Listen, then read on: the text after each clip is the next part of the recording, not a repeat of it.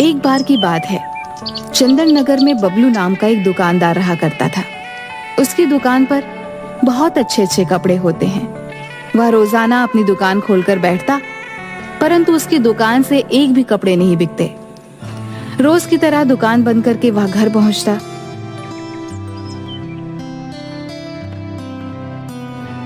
हर माल 100 रुपए का, हर माल 100 रुपए का, ले लो, भारी लूट मची है। अरे भाई क्या हुआ, उदास काहे हो? सुबह से कुछ बिका नहीं क्या? क्या बताएं भैया, कुछ भी नहीं बिका सुबह से। बस सब आ रहे हैं और देख के चले जा रहे हैं। समझ नहीं आता कि इस महंगाई में गुजारा कैसे करें। अरे भाई चिंता मत करो, सब ठीक हो जाएगा। चलो भाई अब मैं चलता हूँ, ध्यान रखो अपना।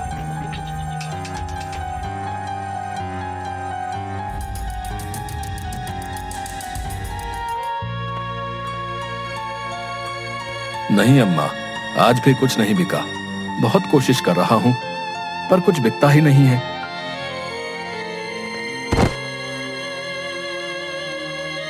बेटा लड्डू, तुम दौड़ क्यों रहे थे? क्या हुआ? पापा, आप मेरे लिए किताब लाने वाले थे।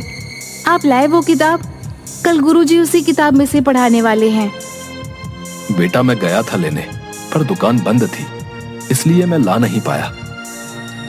पर पापा, पूजा दीदी के पापा ने तो थोड़ी देर पहले ही उन्हें ला कर दी है। बेटा मैं कोशिश करूंगा कि कल तुम्हारी किताबें ले आऊं। सुनो, क्या तुम्हारे पास कुछ पैसे हैं जो तुमने बचाया हो? कल लड्डू के लिए किताबें लानी है। कुछ दिनों से कुछ भी बिक्री नहीं हो पा रही है। अरे आप परेशान क्यों हो रहे हो? भगवान पर भरोसा रखो, सब ठीक हो जाएगा। कब तक ऐसे ही चलता रहेगा? आप सब्र तो रखो। और हाँ, मेरे पिताजी का संदेशा आया है। उन्होंने आपको मेरे गांव बुलाया है। संदेश में लिखा था कि उन्हें आपसे कुछ जरूरी काम है। मेरी जेब में एक फूटी कौड़ी भी नहीं है, मैं उन तक कैसे जाऊं? जी, मेरे पास पिताजी के दिए हुए कुछ पैसे हैं, जिन्हें लेकर आप गांव हो आइए। साथ ही वहां से लड्डू की किताब भी ले आइएगा, तो वहां यही किताब आधे दाम पर मिल जाएंगी और आपका काम भी हो जाएगा। अब बबलू का दूसरे दिन उस गांव में जाना तय होता है। तभी सब लोग सो जाते हैं। सुबह होते ही बबलू के निकलने का समय होता है। अरे सुनती हो, कहाँ गई? हाँ हाँ, आती हूँ। पापा, मेरी किताब, मेरी किताब। हाँ बेटा, आज ला दूंगा। आप ध्यान से जाना। आप मेरे पिताजी से थोड़े बहुत पैसे भी मांग लेना, वो मना नहीं करेंगे। कैसी बातें करती हो तुम? कैसा लगेगा कि मदद करने जा रहा हूँ और वहीं से पैसे लेकर आ रहा हूँ? मगर ये सब बातें मत करो, हाथ जोड़ता हूँ तुम्हारे आगे।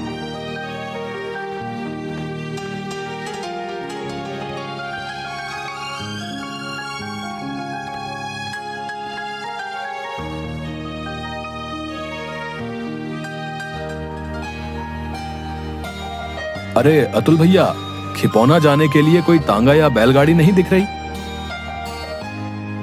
क्या बताएं मामा, आजकल रास्ते के डाकू ने लूट मचा रखी है।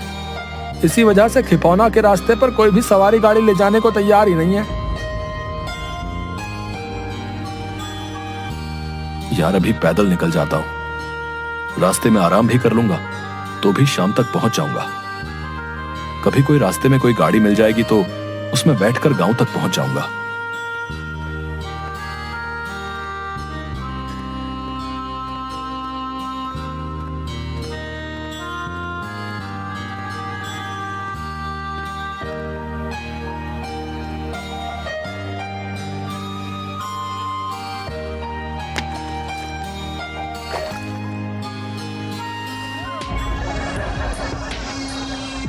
तुम्हारे पास जो भी हो उसे हमें दे दो, नहीं तो हम तुम्हें छोड़ेंगे नहीं।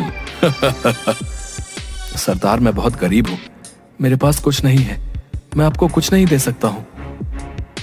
बबलू बोल ही रहा होता है कि तभी एक डाकू बबलू के सर पर डंडा मारता है, जिसकी वजह से बबलू बेहोश हो जाता है। डाकू उसका सारा सामान चुरा लेते हैं और उसे एक पेड़ के नीचे छोड़ देते हैं। थोड़ी देर बाद बबलू को होश आता है और बबलू बहुत जोर जोर से रोने लगता है। हे भगवान, ये सब मेरे साथ ही क्यों हो रहा है? मैंने इस सब का और तेरा क्या बिगाड़ा है जो तू मेरा इम्तिहान ले रहा है? बेटा, तुम्हें रोने की कोई जरूरत नहीं है। मैं हूं ना तुम्हारी मदद के लिए। कौन कौन? बेटा, तुम्हें डरने की जरूरत नहीं है। जिस पेड़ के नीचे तुम बैठे हो, मैं उसी पेड़ की आत्मा हूं। डरो मत, मैं तुम्हें कोई नुकसान नहीं पहुंचाऊंगा। मैंने तुम्हारे साथ जो भी हुआ वो सब देखा है। मैं तुम्हारे साथ जो भी हुआ वो सब जानता हूं। मैं तुम्हें कुछ देना चाहता हूं। अब मुझे कुछ नहीं चाहिए। तुम किस तरह से मेरी मदद कर सकते हो?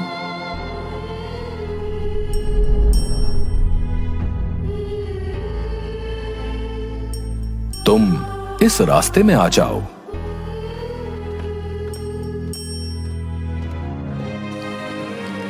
बबलू उस रास्ते में अंदर चला जाता है।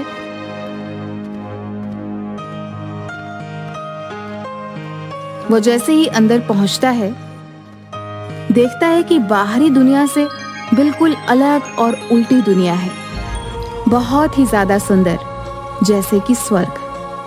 वह अंदर जाता है। उसे आगे जाकर देखता है कि उसकी गांव जैसा हूबहू गांव है। उसका मुंह खुला का खुला रह जाता है। वह आगे देखता है कि गांव वाले भी हैं। सभी गांव वाले झुंड बनाकर बैठकर बातें कर रहे थे। सभी लोगों ने बबलू को देखा और उनका मुखिया उठकर उससे पूछता है,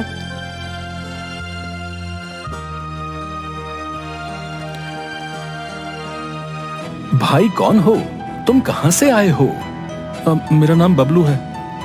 बबलू उसके साथ हुई घटना को बताता है कि मैं यहाँ ऐसे पहुंचा।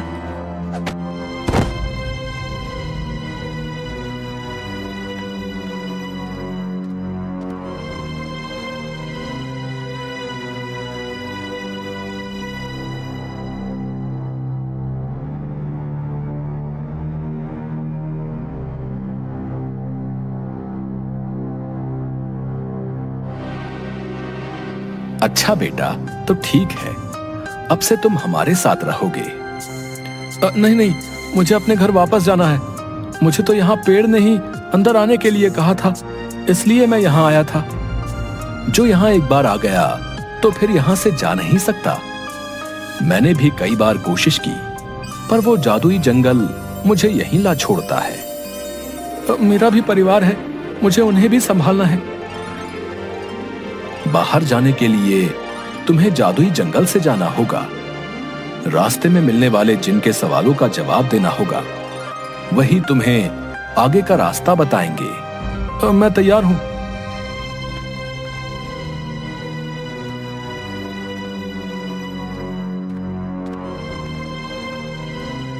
यही जंगल पार करके तुम्हें जाना होगा। इतना कहकर मुखिया वापस गांव चला जाता है। बबलू वहां से आगे जाने लगता है। तभी वह किसी चीज से टकराता है। उस चीज में से एक बादल नुमा इंसानी आकृति निकलती है। इसे देख बबलू पीछे हटने लगता है। बबलू मुखिया की बात याद करता है और रुक जाता है। जिन बताओ, तुम मुझसे क्या पूछना चाहते हो? ये तुम्हें कैसे पता कि मैं तुमसे कुछ पूछना चाहता हूं? मुझे ये बात मुखिया जी ने बताई है। साथ ही मुझे इस जंगल से निकलना है। पर मेरी एक शर्त है। कभी तुमने मेरे सवालों का जवाब नहीं दिया तो मैं तुम्हें वापस जादुई गांव न भेजकर तुम्हें खा जाऊंगा। तुम्हें मुझे तो क्या, सारे गांव वालों को छोड़ना होगा। मंजूर हो तो बता दो, नहीं तो मैं भी इन्हीं गांव वालों के साथ रह लूंगा। अच्छा तो ठीक है, मैं भी तैयार हूं। तो सुनो, तुम्हें इस पहेली का जवाब देना होगा। देखी रात अनोखी वर्षा, सारा खेत नहाया, पानी तो पूरा शुद्ध था, पर पीना कोई पाया। देखी रात अनोखी वर्षा, पर पी ना कोई पाया। ये कोई सवाल नहीं हुआ। तुम ही ने मानी है मेरी शर्त।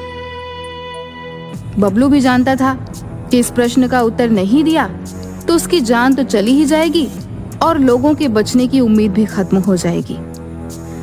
पहली को सोचते हुए बबलू को उसके खेतों की याद आती है, जब वह उसके पिता के साथ खेतों में जाया करता था। वहां पूरा खेत और पत्तों पर ओस जमा हुआ करता था, जो कुछ पहेली की लाइन में मेल खा रही थी। तपाक से बबलू बोला, इसका उत्तर है ओस। ओस सिर्फ रात्रि और भोर के समय ही गिरती है। ओस की वजह से खेतों में पानी जमा हो जाता है। ओस का पानी शुद्ध और साफ होता है, पर इसे एकत्र करना बहुत मुश्किल होता है।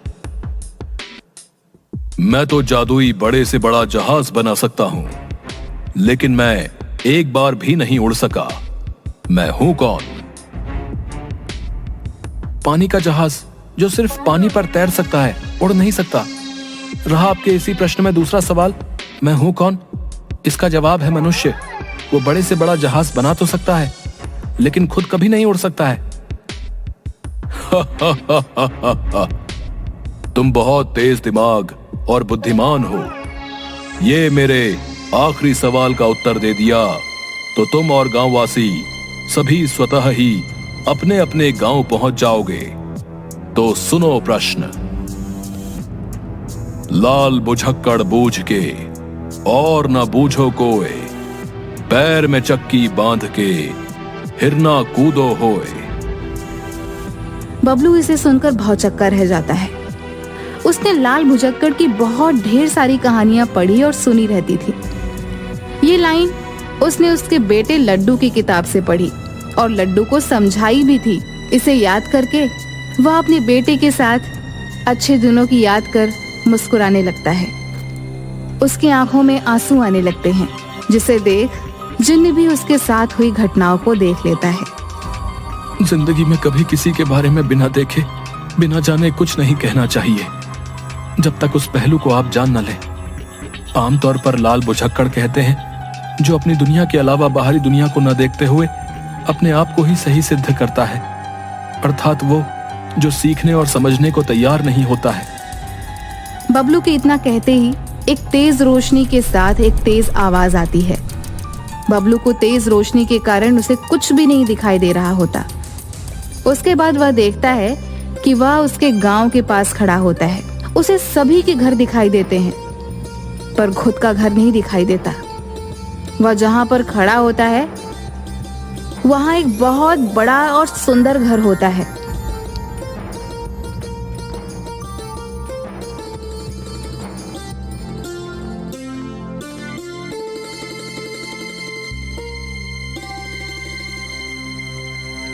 बबलू भैया, यह तो भगवान की लीला है। जो भगवान को करना है वो करके ही रहता है। ये सब कैसे हुआ? मैंने कहा था ना, सब्र रखो, भगवान सब ठीक कर देगा। हम सभी लोग रात में सोए हुए थे, तभी कोई जैसे आया और जादू करके चला गया। साथ ही ये चिट्ठी आपके नाम छोड़कर गया है। मैं तुमसे बहुत खुश हुआ। तुमने सिर्फ अपने बारे में ही नहीं, सभी के बारे में सोचा, साथ ही सभी को छोड़ने के लिए कहा। इसी उदारता के लिए मैं तुम्हें ये सुख और सुविधा और धन दे रहा हूं। ध्यान रहे कि जो भी तुम्हारे साथ घटा है वो तुम किसी से ना कहो। यदि तुम किसी को भी कुछ बताते हो तो ये सब तुमसे छिन जाएगा। इस कहानी से हमें ये सीख मिलती है कि पढ़ने और जिंदगी में हुई घटनाओं को कभी भी नहीं भूलना चाहिए। इन घटनाओं से हमें सबक लेकर हम अपने आने वाले समय को और आसान बना सकते हैं।